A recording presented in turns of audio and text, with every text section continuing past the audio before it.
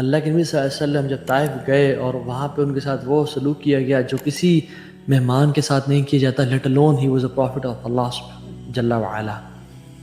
اور جب واپس آئے اللہ کے نبی، ان کے پاؤں جو تھے وہ خون سے بھر گئے تھے اور ان پہ زخم تھے، لیکن واپس آنے کے بعد اللہ اکبر قرآن کی تلاوت شروع کر دی اور قرآن پڑھنا شروع کر دیا. بیکاز محمد صلی اللہ علیہ وسلم taught us کہ there is no limit of reciting Quran.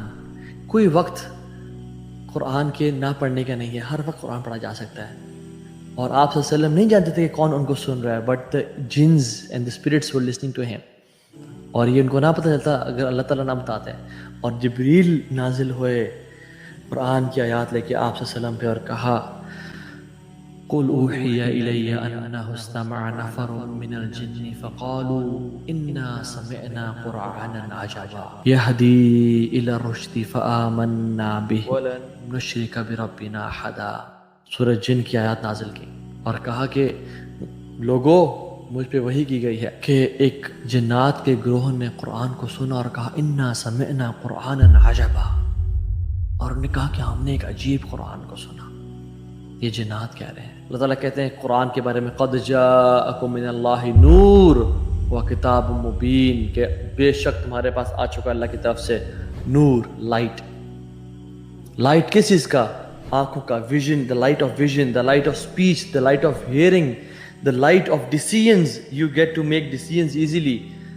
Your light in this دنیا، your light in your finances, your light in your judgments, your light in your آخرہ، light in your grave, light on the pul sirat, light on the day of judgment. This book is light, it's full of light. And heart is the landing platform of the Quran, so it affects the heart.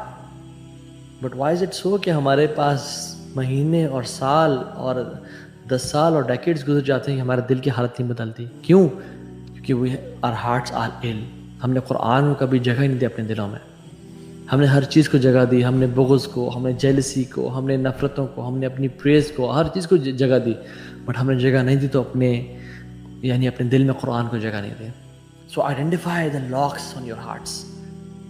دل میں تالے لگ چکے ہیں، and the locks have different shapes and sizes. یاد رکھیں کچھ لوگوں کا جو دل میں تالے ہیں وہ کسی بزنس ٹرانزیکشن حرام کی وجہ سے ہیں. کچھ لوگ جو دل پہ تالے ہیں it is because of looking and watching bad staff.